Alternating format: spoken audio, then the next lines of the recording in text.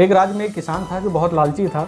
उसे राजा ने कहा कि आप जितनी तेज़ दौड़ेंगे और जितनी ज़मीन में आप दौड़ेंगे, सुबह से शाम तक जहाँ तक पहुँच जाएंगे वो उतनी ज़मीन आपकी होगी। बस एक शर्त रहेगी कि आप जहाँ से शुरू करेंगे सूरज ढलने से पहले वहाँ आपको वापस आना पड़ेगा।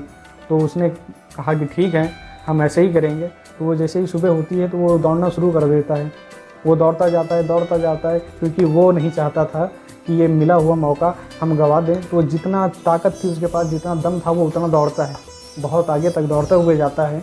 और वो शाम तक थक जाता है, मगर वो थकने के बावजूद भी वो दौड़ता रहता है। मगर जैसे ही देखता है कि सूरज ढल रहा है, तभी उसे वह शर्त याद आती है कि राजा ने कहा था कि आप जहाँ से शुरुआत करेंगे सूरज ढलने से पहले वहाँ आपको आना पड़ेगा, वरना आपको ज़मीन नहीं मिलेगी।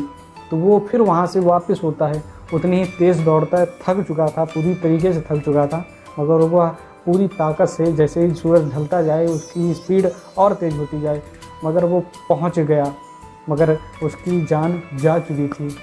तो इसी तरह हमारे जीवन में भी है, लालच हम इतना ज़्यादा अधिक कर लेते हैं कि हम अपना मेन लक्ष्य भूल जाते हैं कि हमें करना क्या है।